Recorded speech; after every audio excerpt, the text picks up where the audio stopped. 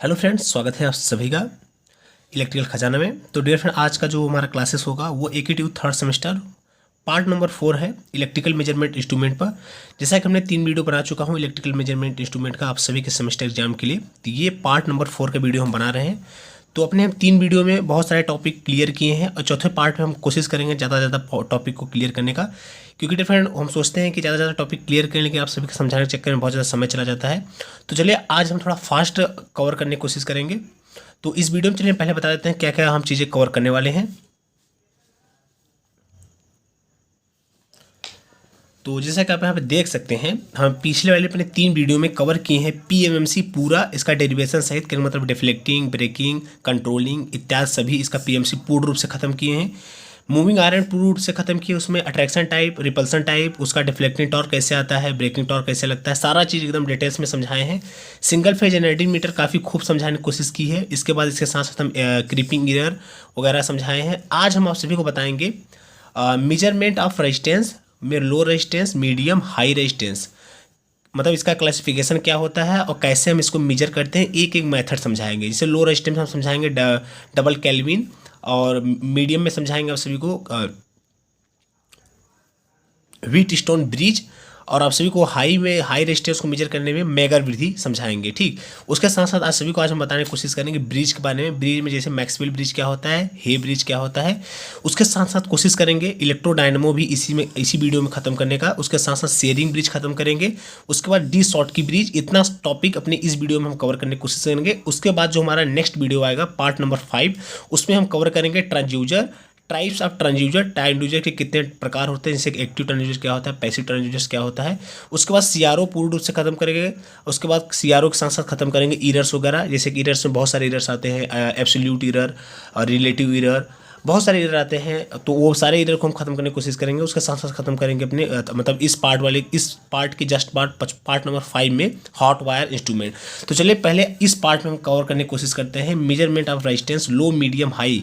उसके बाद ब्रिज में मैक्सवेल, हे और इलेक्ट्रोडायनेमो टाइप वाट मीटर को कवर करेंगे, शेयरिंग ब्रिज और डी शॉर्ट की ब्रिज। इतना सारा टॉपिक को अपने इस वीडियो में कवर करने की कोशिश करते हैं। तो वीडियो को स्टार्ट करने से पहले डिफरेंट एक बात और करना चाहूँगा, अगर आप हमारे चैनल पर पहली बार विजिट कर रहे हैं और आप टेक्निकल स्टूडेंट हैं, कहने का मतलब है बीटेक आप कर रहे हैं AKTU से, तुरंत हमारे चैनल को सब्सक्राइब कर लिए, क्योंकि डियर फ्रेंड आप सभी का जितने सेमेस्टर एग्जाम में सेमेस्टर में सब्जेक्ट हैं, कहने का मतलब थर्ड सेमेस्टर में जो सब्जेक्ट है 5 से 6 सब्जेक्ट है, सभी सब्जेक्ट में हमारा 3 से 4 वीडियो आएगा। तो डियर फ्रेंड आप सभी का सेमेस्टर अच्छे से पास हो जाएगा। अगर आपने पूरे सेमेस्टर पढ़ाई नहीं किया है और आप वन नाइट फाइट की स्टूडेंट हैं, कहने का मतलब है आप 1 महीना फिर 10 दिन पढ़ाई करके सेमेस्टर को पास करना चाहते हैं, तो हमारे चैनल को तुरंत सब्सक्राइब कर लिए, क्योंकि डियर फ्रेंड आप सभी के लिए अभी बहुत सारी वीडियो आएंगी, प्रत्येक सब्जेक्ट पे समझ लीजिए 3 से 4 वीडियो आएंगी।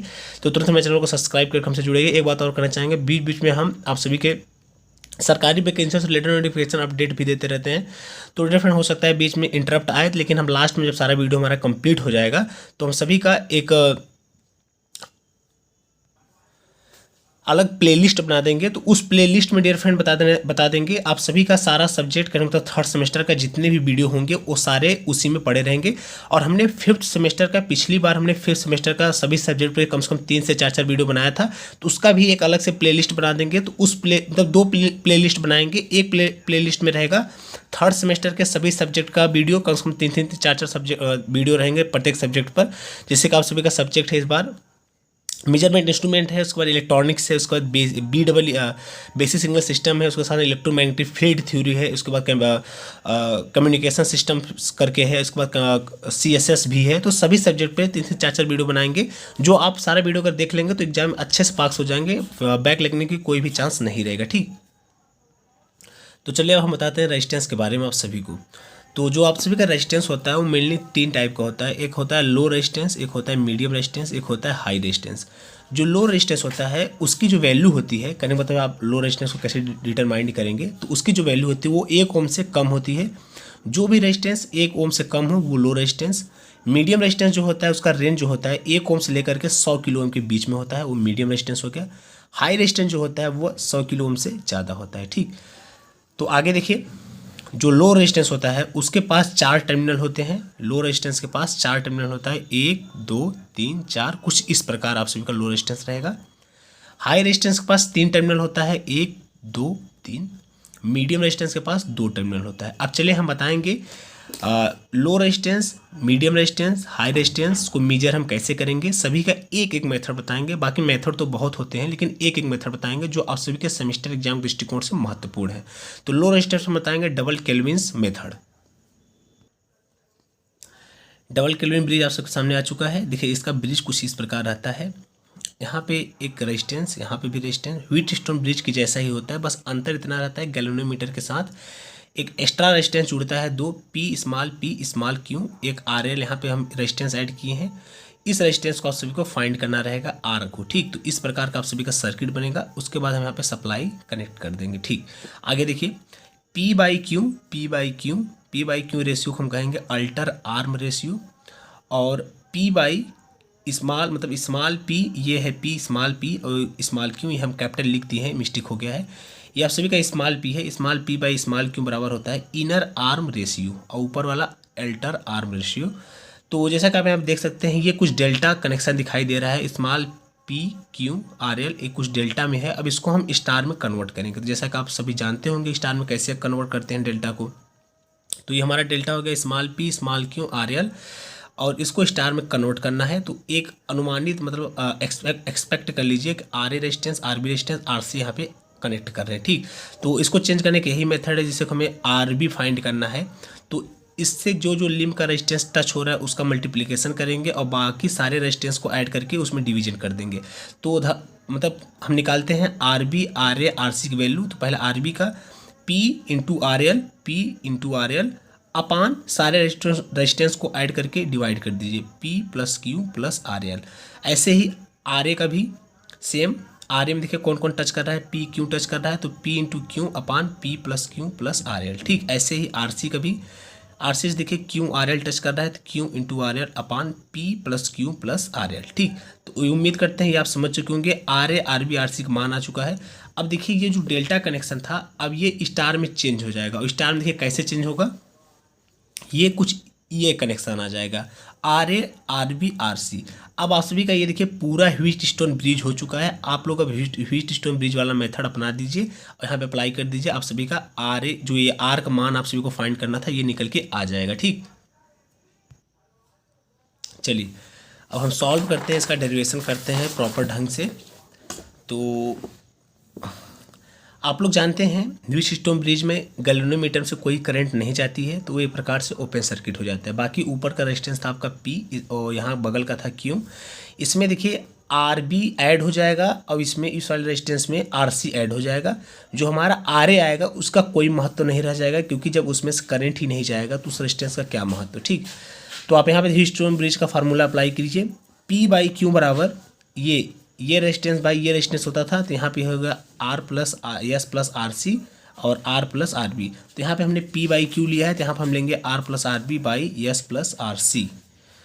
तो आप यहाँ पे देखिए जो निकाले थे आर बी आर सी का मान वो यहाँ पे पुट करिए, पी बाई क्यू बराबर आर प्लस आर बी का मान पी पुट कर दिए, ऐसे हम आर सी का मान पुट कर दिए। जब आप इसको देखिए इधर मल्टीप्लिकेशन करेंगे, इसको इधर मल्टीप्लिकेशन करेंगे। अब यहाँ पे पूरा कैलकुलेशन है, कहेंगे मतलब यहाँ पे अब कोई आपसे दिमाग लगाने की जरूरत नहीं है, सिर्फ कैलकुलेशन है। कैलकुलेट करके यहाँ से आर के मान आप फाइंड कर सकते हैं।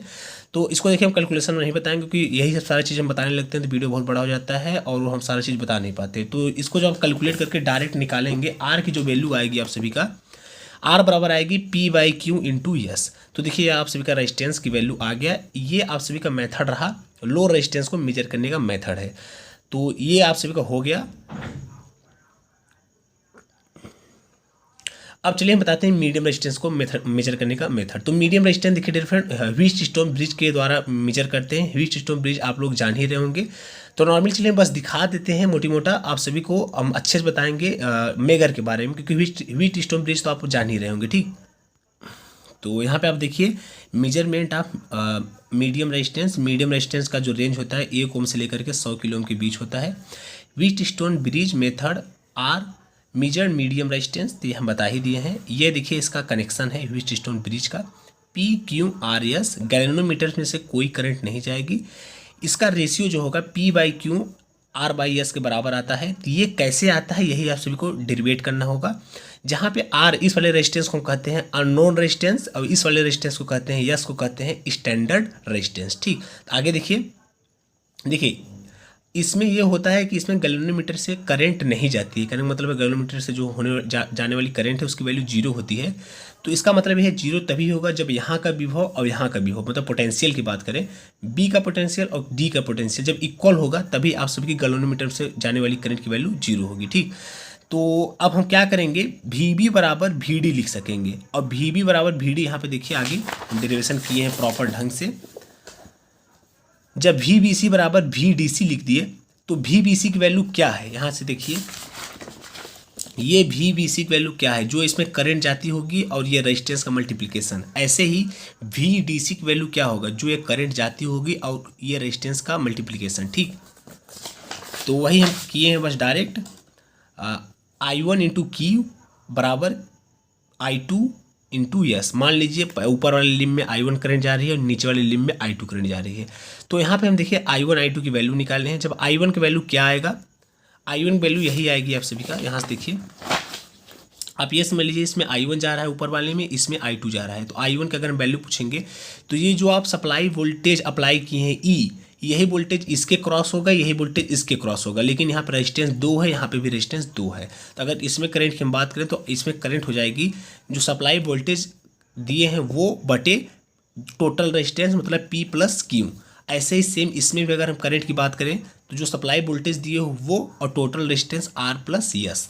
तो वही हम रख देंगे यहाँ पे। देखिए I1 की value supply voltage plus total resistance P plus Q into Q बराबर I2 इंटू एस में E by R plus yes into S. ये I2 की वैल्यू हो गया, ये I2 की वैल्यू ये, I1 की वैल्यू ये।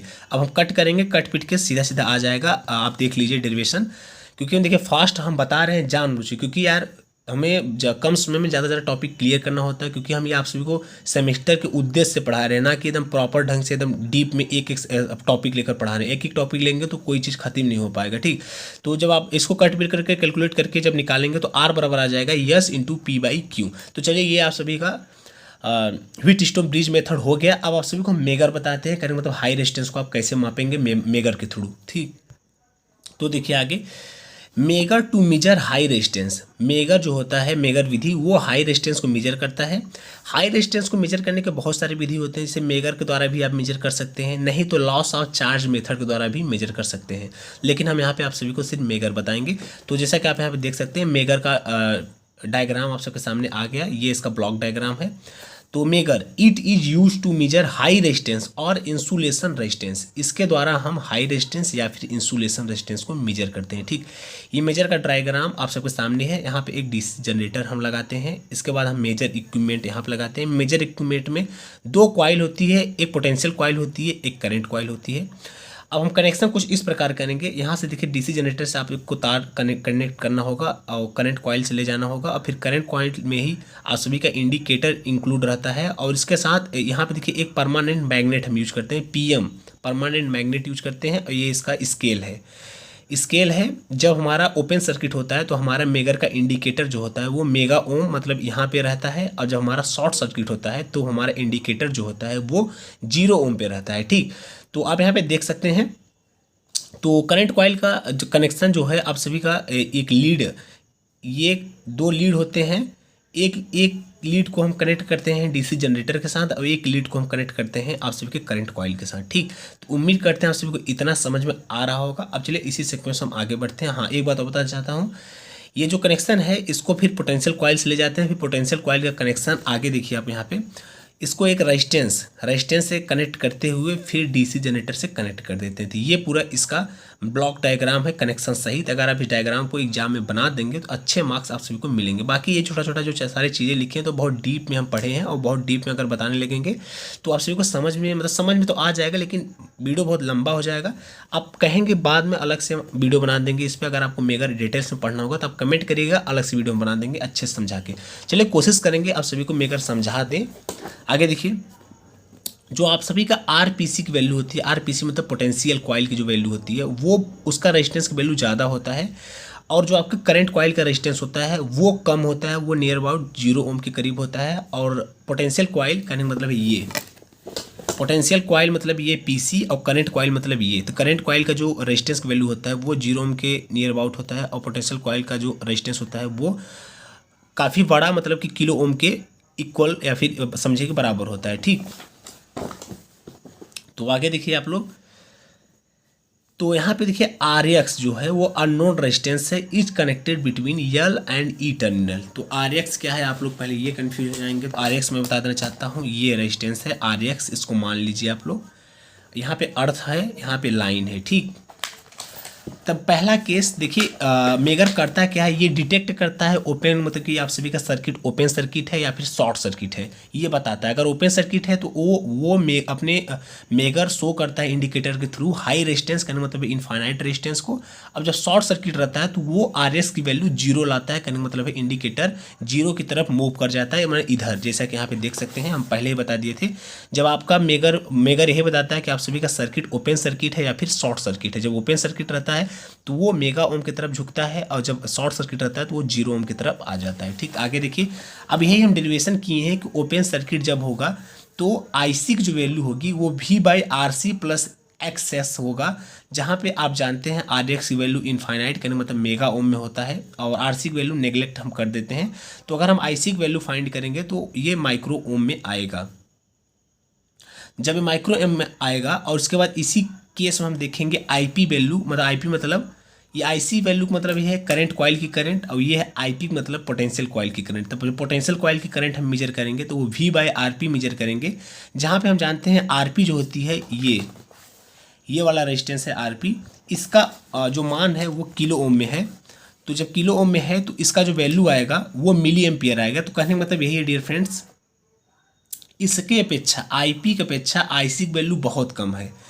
तो अगर हम नेट टॉर्क की बात करें टी की डिफ्लेक्टिंग टॉर्क की, तो टी माइनस टी हो जाएगा। टी यहाँ पे देखिए करंट कॉइल जो यहाँ पे होता है वो डिफ्लेक्टिंग टॉर्क का काम करता है, और हमारा जो पोटेंशियल कॉइल होता है वो कंट्रोलिंग टॉर्क का काम करता है। तो यहाँ पे हम देख रहे हैं करंट कॉइल में ज़्यादा कम करंट जा रही है in comparison to potential coil. ठीक, तो पोटेंशियल कॉइल में ज़्यादा करंट जा रही है, तो इसलिए आप सभी का पोटेंशियल कॉइल में जहाँ पे ज़्यादा करंट जाएगा वहाँ का जो टॉर्क है वो ज़्यादा हो जाएगा, और जहाँ पे कम करंट जाएगा वहाँ का टॉर्क कम हो जाएगा।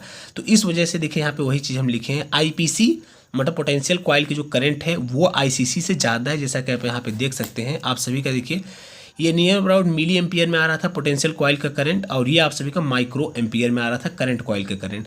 तो जब माइक्रो बड़ा होता है कि मिली बड़ा होता है, तो आप लोग जानते हैं कि मिली एम्पियर बड़ा होता है, तो इस वजह से पोटेंशियल कॉइल में करंट ज़्यादा जाएगी। इस वजह से टीसी मतलब कंट्रोलिंग टॉर्क, देखिए हम बताएं ना कि पोटेंशियल कॉइल जो होता है वो कंट्रोलिंग टॉर्क का काम करता है, जो करंट कॉइल होता है वो डिफ्लेक्टिंग टॉर्क का काम करता है। तो इस वजह से यहाँ पे कंट्रोलिंग टॉर्क की वैल्यू ज़्यादा हो जाएगी डिफ्लेक्टिंग टॉर्क की वजह से।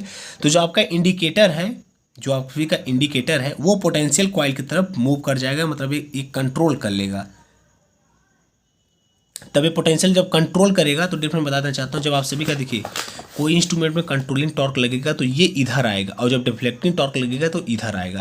तो जब ये कंट्रोलिंग टॉर्क लगा तो मेगा ओम की तरफ आएगा, तो हमें पता चल जाएगा कि आप सभी का जो सर्किट है वो ओपन सर्किट है। तो उम्मीद करते हैं आप समझ चुके होंगे ओपन सर्किट का फंडा। अब हम बताते हैं शॉर्ट सर्किट का फंडा। आप सभी का जो शॉर्ट सर्किट होती है तब मेकर कैसे पहचानता है। ठीक, तो यहाँ पे देखिए वही हम लिखे हैं, pointer will move toward mega ohm, तो that is it will show open circuit. OC का मतलब है ओपन सर्किट, ओसी का मतलब है ओपन सर्किट। आगे देखिए case number 2, if short circuit है। जब देखिए शॉर्ट सर्किट होगा तो आप सभी का जो आर एक्स का वैल्यू, आर एक्स जब ओपन सर्किट था तो इनफाइनाइट ओम था, अब शॉर्ट सर्किट हो गया है तो आर एक्स की वैल्यू 0 ओम हो जाएगा। ठीक, जब 0 ओम हो जाएगा तो आप फिर रखिए आई सी बराबर V upon R C C plus R X. आप ये सोच रहे होंगे कि आई सी जब निकाल रहे हैं तो वहाँ पे आर सी सी और आर एक्स दोनों रख रहे हैं, और जब आई पी निकाल रहे हैं तो सिर्फ आर पी रख रहे हैं, ऐसा क्यों? तो मैं बता देना चाहता हूँ, जो करंट कॉइल है, ये करंट कॉइल है, इसके सर्किट में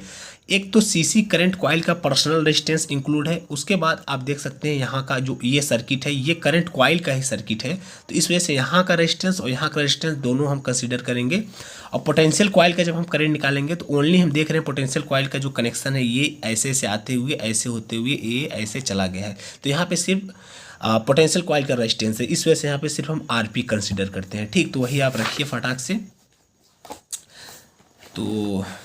तो आईसी बराबर करंट कॉइल का करंट हम निकालेंगे तो V by R C C plus R X रखेंगे, तो आर एक्स बराबर हो जाता है 0, क्योंकि ये शॉर्ट सर्किट है, शॉर्ट सर्किट है 0, तो और आरसी की वैल्यू हम पहले बता दिए थे नियर अबाउट 0 ओम के इक्वल होता है। तो यहाँ पे आप देख सकते हैं कि आईसी की वैल्यू बहुत ज़्यादा हो गई, बहुत ज़्यादा हो गई, ठीक।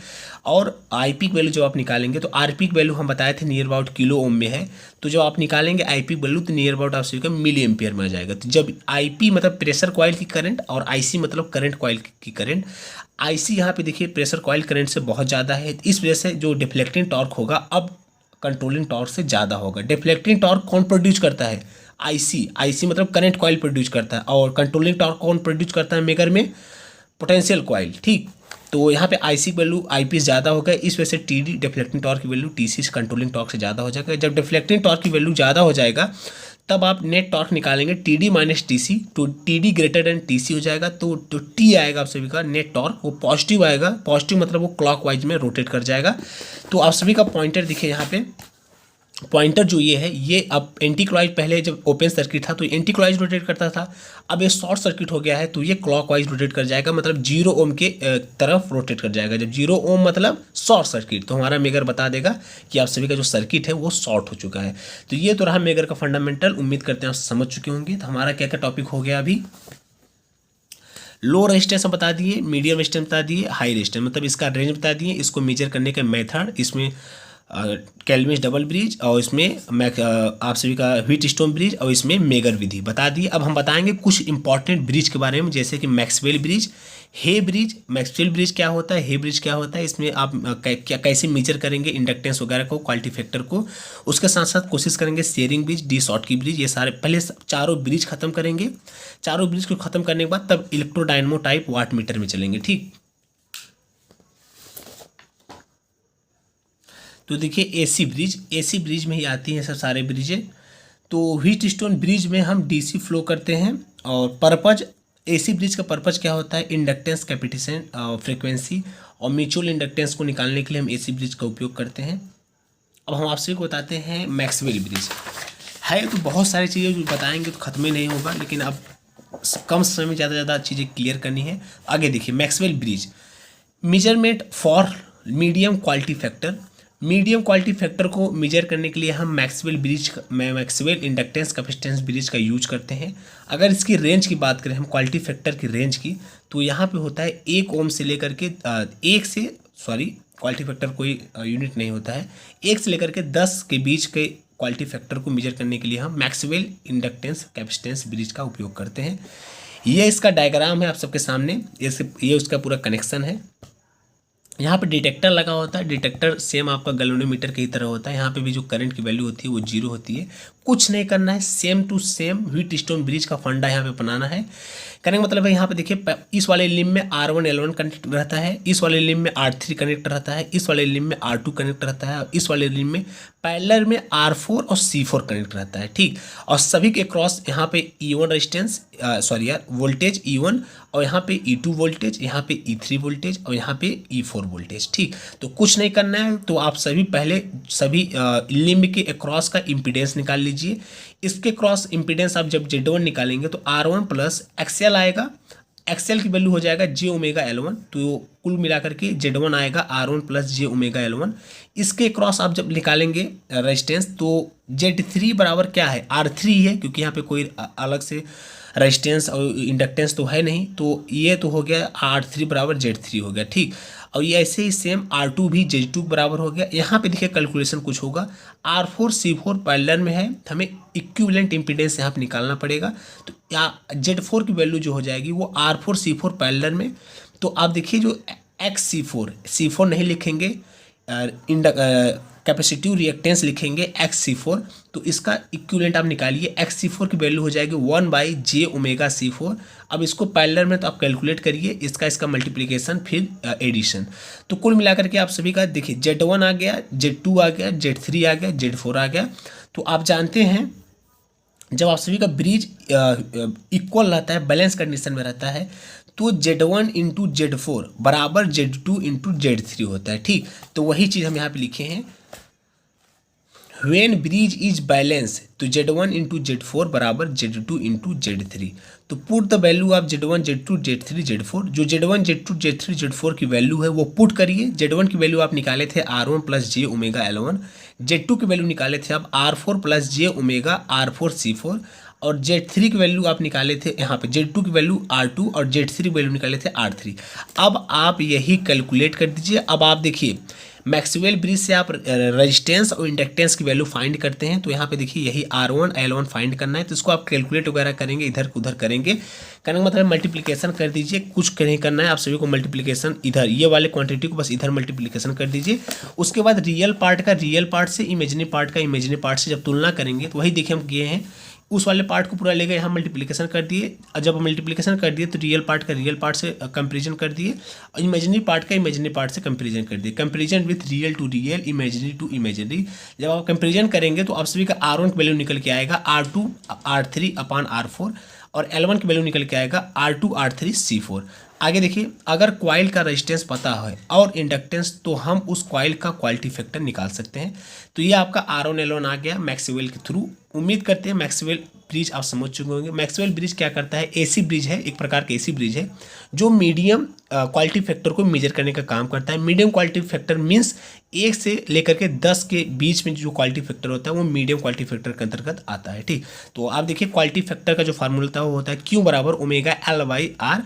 यहाँ पे ओमेगा एल क्या आप निकाले हैं, एल आप यही निकाले हैं ना, R3 R2 R3 C4, और रेजिस्टेंस की वैल्यू क्या निकाले हैं R2 R3 R4, यही दोनों यहाँ पे रख दीजिए। एल और आर की वैल्यू जो कट किया जाएगा ओमेगा C4 R4 करने का मतलब है क्वालिटी फैक्टर को आप ये भी बोल सकते हैं ओमेगा L बाई आर, या फिर ओमेगा C4 R4 भी बोल सकते हैं इन मैक्सवेल ब्रिज में। ठीक, तो उम्मीद करते हैं ये मैक्सवेल ब्रिज हो गया। अब आप सभी को हम बताएंगे हे ब्रिज।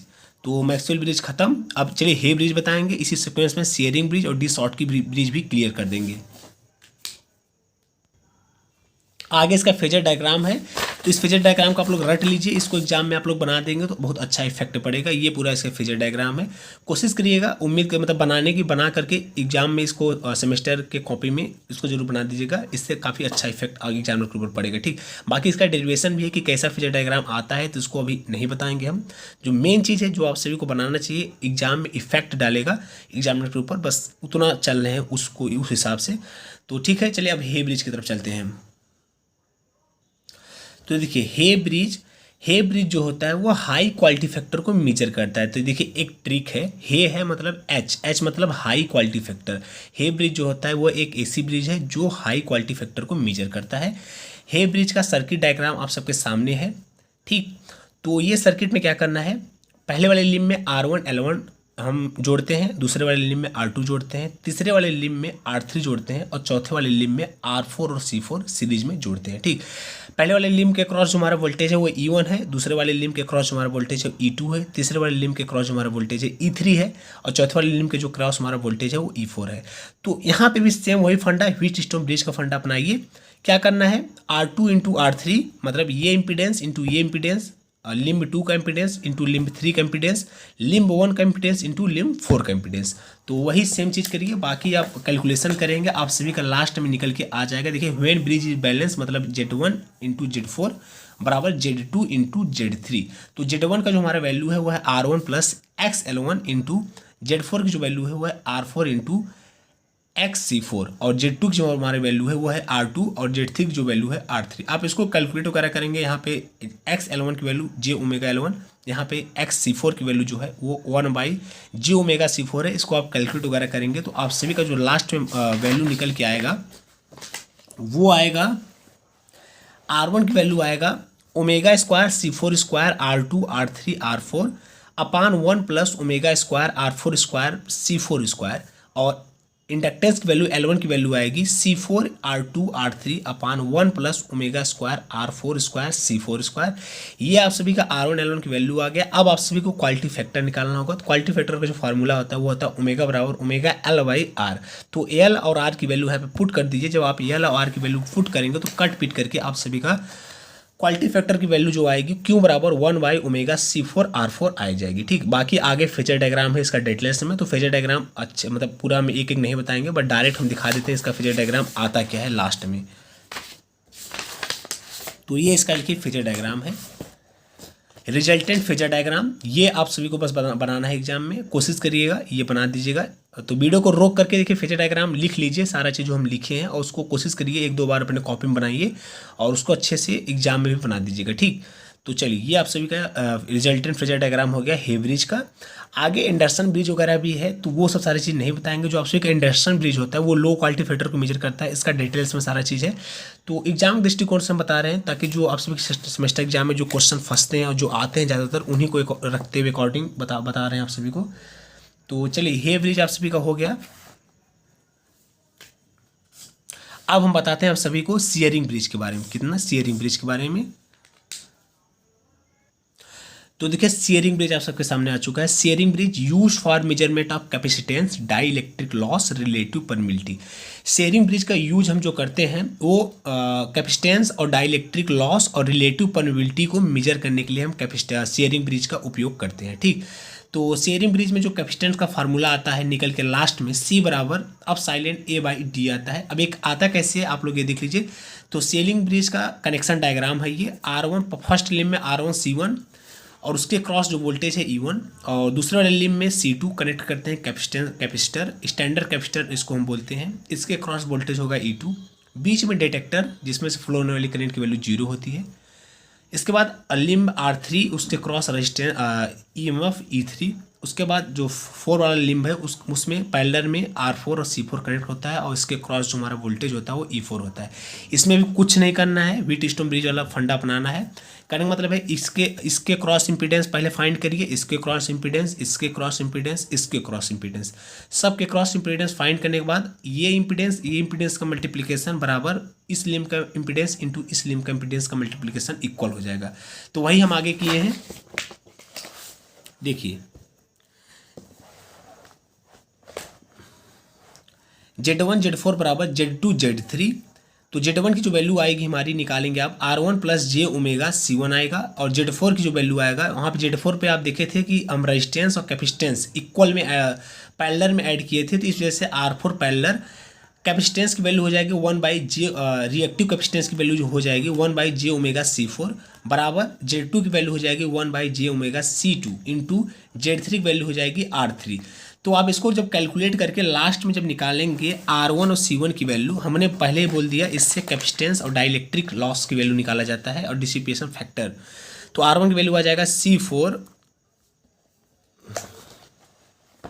देखिए C4 R3 बाई R2 आ जाएगा, और आप सभी का C1 की वैल्यू आ जाएगा C2 R4 अपान R3।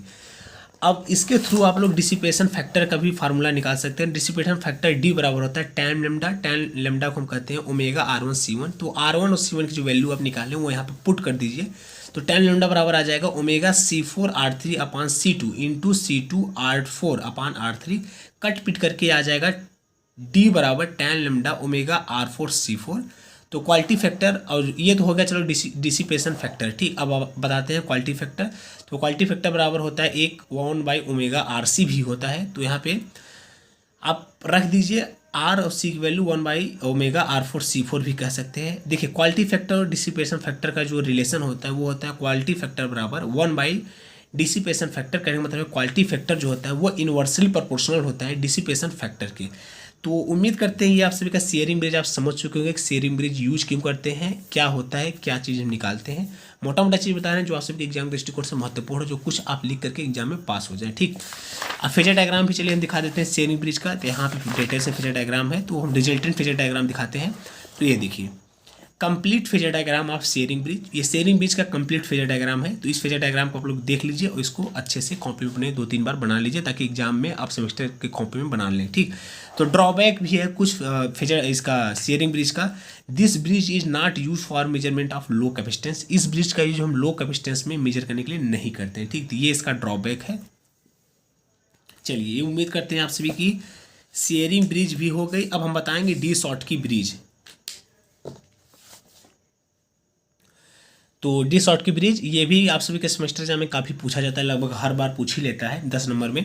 तो measurement of capacitance of dielectric loss, de Sauty की bridge use for comparison of 2 standard capacitor. जो अगर आपके एग्जाम में आएगा तो आप लोग लिखिएगा डी शॉर्ट की ब्रिज जो होता है वो 2 स्टैंडर्ड कैपेसिटर का कंपेरिजन करने में यूज करता है, ठीक। जो आप सभी का देखिए ये इसका कनेक्शन डायग्राम है। पहले वाले लिंब में C1 C2, दूसरे वाले में C2, तो यहाँ पे रेजिस्टेंस R3, यहाँ पे R4, डिटेक्टर बीच में सप्लाई हम दे देते हैं। जो आप सभी का C1 C2 रेजिस्टेंस होता है इसको हम कहते हैं स्टैंडर्ड कैपेसिटर, और इसका हम तुलना करते हैं C2 बाई C1 की वैल्यू आप सभी को फाइंड करना रहता है। तो कुछ नहीं करना यार, बस आप सभी को इसके क्रॉस इंपीडेंस, इसके क्रॉस इंपीडेंस, इसके क्रॉस इंपीडेंस, इसके क्रॉस इंपीडेंस निकालना है। तो चलिए, और उसके बाद डिटेक्टर में जो करंट की वैल्यू होगी वो 0 होगी, और यहाँ पे भी वही फंडा अपनाना है व्हीटस्टोन ब्रिज का बैलेंस कंडीशन वाला। वो क्या होता है, Z1 Z3 बराबर Z1 Z4 बराबर Z2 Z3 होता है। तो वही चीज़ हम लिखे हैं, Z1 Z4 बराबर Z2 Z3। Z1 की वैल्यू आ जाएगी XC1, और Z4 की वैल्यू हो जाएगी R4, Z2 की वैल्यू हो जाएगी XC2, और Z3 की वैल्यू हो जाएगी R3। तो आप जब इसको कैलकुलेट करेंगे तो XC1 की जो वैल्यू निकालेंगे तो वो आएगी 1/j⍵c इंटू R4, तो कुल मिलाकर के हो जाएगा R4/j⍵c1। और उसके बाद XC2 की वैल्यू जब निकालेंगे तो आएगा 1/j⍵c2, तो इसको आप कैलकुलेट करेंगे तो R3/j⍵c2 आ जाएगा। j⍵ कट जाएगा, आएगा R4/R3 बराबर C1 इधर चला जाएगा C1/C2। तो वही आपको फाइंड करना था C2/C1 की वैल्यू, तो आप इसको उलट दीजिए, C2/C1 हो जाएगा R3/R4। तो हो गया, यही आप सभी को फाइंड करना था। कुल मिलाकर समझ चुके होंगे कि डी शॉर्टकी ब्रिज होता क्या है। ये 2 स्टैंडर्ड कैपेसिटर का कंपैरिजन करने में यूज करता है। ये इसका कनेक्शन डायग्राम रहा है, कनेक्शन डायग्राम को आप लोग बना लीजिए। डियर फ्रेंड, हमें ऐसा लग रहा है कि हम वीडियो बहुत ज़्यादा फास्ट बताने की कोशिश कर रहे हैं, तो हो सकता है मे भी हमें भी ऐसा लग रहा है, क्योंकि कम समय में ज़्यादा चीज़ें अचीव मतलब कि क्लियर करने की कोशिश कर रहे हैं। तो आप लोग वीडियो को रोक लीजिएगा, स्पीड अगर ज़्यादा फास्ट हो तो उसको थोड़ा स्पीड स्लो कर लीजिएगा, ठीक। आगे देखिए, यहाँ पे देखिए मॉडिफाइड डी शॉर्टकी ब्रिज भी है। तो मॉडिफाइड कुछ नहीं किया गया है, वहाँ पे अलग से एक R1 और R1 और स्मॉल R1 जोड़ दिया गया है। ऐसे ही लिमिट 2 में भी R2 और स्मॉल R2 जोड़ दिया गया है। बाकी सब कैलकुलेशन सब कुछ सेम होगा, बस जो जोड़े हो वही रख दो, बाकी कैलकुलेट करने के बाद आप सभी का सेम वैल्यू आ जाएगा। कैलकुलेट करने के बाद आपकी जो वैल्यू आएगी, R1 की वैल्यू आएगा R3R2/R4 माइनस R3R2/R4 और C1 की वैल्यू जो निकल के आएगी वो आएगा R4/R3 इंटू C2। तो ये तो हो रहा आप सभी का डी शॉर्ट की ब्रिज भी खत्म हो गया। अब हम बताएंगे इलेक्ट्रोडायनेमो टाइप वाट मीटर। ये आप सभी के एग्जाम में लगभग हर बार पूछा जाता है और बहुत ही मोस्ट इंपॉर्टेंट मतलब वेरी इंपॉर्टेंट टॉपिक है ये आप सभी का, ठीक। उसके बाद देखिए, अभी इसको हम बताने के बाद वीडियो एंड कर देंगे। उसके बाद आप सभी के नेक्स्ट वीडियो में आएगा transducer, types of transducer, active transducer, passive transducer, CRO, errors के टाइप वगैरह, और हॉट वायर इंस्ट्रूमेंट क्या होता है ये अपने लास्ट वाले हम वीडियो में बताएंगे। तो आप सभी का मेजरमेंट इंस्ट्रूमेंट का लास्ट वीडियो रहेगा, कहने मतलब ये चौथा वीडियो है, तो आप वो आप सभी का 5वां वीडियो रहेगा, ठीक। तो चलिए, इलेक्ट्रोडायनेमो टाइप इंस्ट्रूमेंट। तो जो आप सभी का इलेक्ट्रोडायनेमो टाइप इंस्ट्रूमेंट होता है उसमें उससे हम तीनों इंस्ट्रूमेंट इक्विपमेंट बना सकते हैं। कहने का मतलब है एमीटर भी बना सकते हैं इलेक्ट्रोडायनेमो टाइप इंस्ट्रूमेंट से, वोल्ट मीटर भी बना सकते हैं, और वाट मीटर भी हम बना सकते हैं, ठीक। देखिए, इलेक्ट्रोडायनेमो टाइप इंस्ट्रूमेंट जो होता है वो AC और DC दोनों पे वर्क करता है, जबकि आप सभी का जो PMMC था वो सिर्फ DC पे वर्क कर रहा था, और जो मूविंग आयरन था वो सिर्फ मतलब मूविंग आयरन AC DC दोनों पर वर्क कर रहा था। लेकिन यहाँ पे ये एडवांटेज है कि जो इसकी एक्यूरेसी होती है वो आप सभी के मूविंग आयरन इंस्ट्रूमेंट से अच्छा होता है। आगे देखिए, जितना बातें हम बता रहे हैं कोशिश करिएगा आप लोग लिखते रहिएगा, ठीक। तो generally we use electrodynamo type watt meter instead of electrodynamo type ammeter as and volt meter. तो कहने का मतलब है इलेक्ट्रोडायनेमो टाइप वाट मीटर के रूप में हम ज़्यादा यूज करते हैं इलेक्ट्रोडायनेमो टाइप इंस्ट्रूमेंट का, किसके अपेक्षा, एमीटर और वोल्ट मीटर के अपेक्षा, ठीक। अगर हम बात करें फ्लक्स डेंसिटी की, तो PMMC इंस्ट्रूमेंट का जो फ्लक्स डेंसिटी होता है वो 0.1 टेस्ला से लेकर के 1 टेस्ला के बीच में होता है। मूविंग आयरन इंस्ट्रूमेंट का जो फ्लक्स डेंसिटी होता है वो 0.005 टेस्ला से लेकर के 0.0075 टेस्ला होता है। इलेक्ट्रोडायनेमो टाइप इंस्ट्रूमेंट का जो फ्लक्स डेंसिटी होता है वो 0.004 टेस्ला से लेकर के 0.005 टेस्ला के बीच में होता है, ठीक। अब ऐसा होता क्यों है, सबसे कम देखिए इलेक्ट्रोडायनेमो टाइप इंस्ट्रूमेंट का होता है। ऐसा क्यों, ड्यू टू टेम्परेचर मैग्नेट और इलेक्ट्रोमैग्नेट के कारण, ठीक। आगे देखिए, एक बात और बताना चाहूँगा, इलेक्ट्रोडायनेमो टाइप इंस्ट्रूमेंट में हिस्टेरिसिस लॉस और एडी करंट लॉसेस नहीं होता है। ऐसा क्यों, क्योंकि हम इसमें एयर कोर कॉइल का यूज करते हैं, ठीक। तो आगे देखिए, एयर कोड कॉइल मतलब ऐसा कुछ कॉइल का हम यूज करेंगे, इस वजह से यहाँ पे stasis loss, eddy current losses नहीं होते हैं। चलिए मेन जो चीज़ है वो हम बताने की कोशिश करते हैं आप सभी को। तो ये देखिए यहाँ पे due to air cored phi या फ्लक्स डेंसिटी बहुत कम हो जाएगा। जब फ्लक्स डेंसिटी बहुत कम हो जाएगा तो टीडी वैल्यू कम हो जाएगी, सेंसिटिविटी कम हो जाएगा, एरर ज़्यादा आएगा, एक्यूरेसी कम हो जाएगी। ठीक, उम्मीद करते हैं ये चीज़ आप समझ चुके होंगे। Electrodynamo type ammeter and volt meter are seldom used, मतलब electrodynamo type volt meter ammeter कभी कभी यूज कर लेते हैं, बाकी इलेक्ट्रोडायनमो टाइप वाट मीटर हम ज़्यादातर यूज करते हैं। ठीक, इलेक्ट्रोडायनमो टाइप इंस्ट्रूमेंट में जो आप सभी का कंट्रोलिंग टॉर्क हम प्रोवाइड करते हैं वो 2 spring made of phosphorus bronze conductor plus non magnetic material. कहने का मतलब है इसमें जो हम कंट्रोलिंग टॉर्क प्रोवाइड करते हैं वो 2 स्प्रिंग के माध्यम से प्रोवाइड करते हैं, और डैम्पिंग टॉर्क से जो हम प्रोवाइड करते हैं इलेक्ट्रोडायनमो टाइप इंस्ट्रूमेंट में वो एयर फ्रिक्शन डैम्पिंग का यूज करते हैं। जबकि पीएमसी में क्या करते थे, कंट्रोलिंग टॉर्क हम स्प्रिंग कंट्रोलिंग यूज करते थे, लेकिन जब डैम्पिंग यूज करना होता था तो वहाँ पे ईडी करंट डैम्पिंग यूज करते थे पीएमसी में।